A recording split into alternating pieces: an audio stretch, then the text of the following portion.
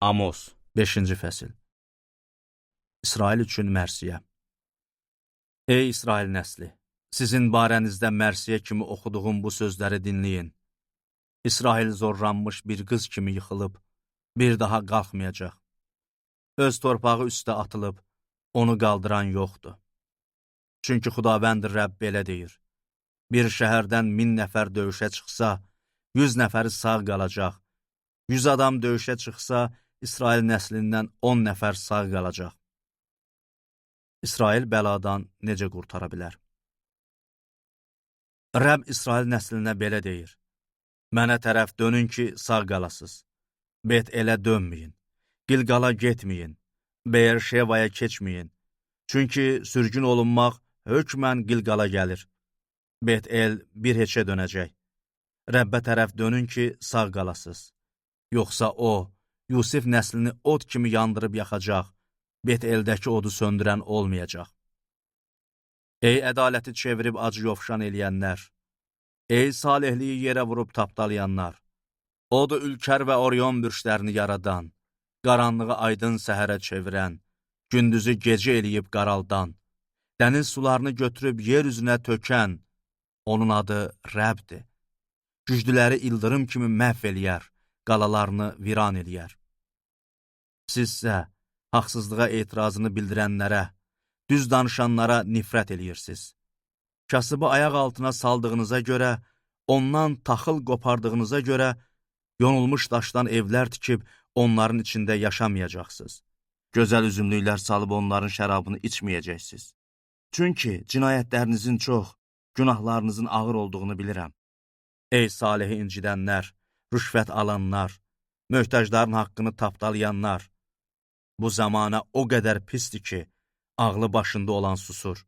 Pislikdən yaxşılığa dönün ki, sağ qalasız.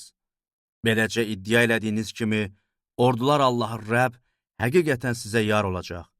Pisliyə nifrət eləyin, yaxşılığı sevin, məhkəmədə ədalətə üstünlük verin.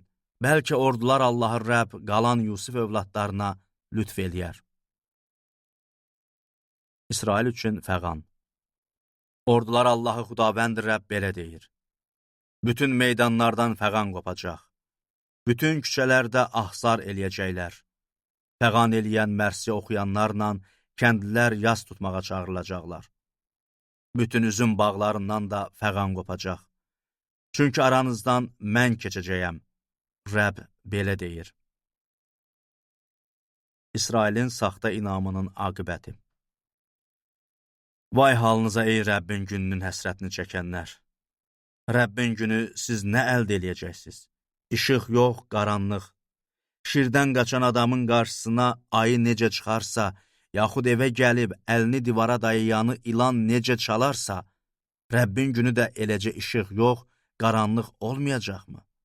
O zülmətdir, onda nur yoxdur. Rəbb belə deyir: bayramlarınıza nifrət eləyirəm, xor baxıram, təntənəli toplantılarınızdan iyrənirəm. Mənə yandırma qurbanlarınızı, taxıl təqdimlərinizi gətirsəz də, razı qalmayacağam. Mənə kökəldilmiş heyvanlarınızdan ünsiyyət qurbanı təqdim eləsəz də, onlara nəzər salmayacağam. Gürültülü ilahilərinizi məndən uzaq eləyin. Liralarınızın səsinə qulaq asmayacağam.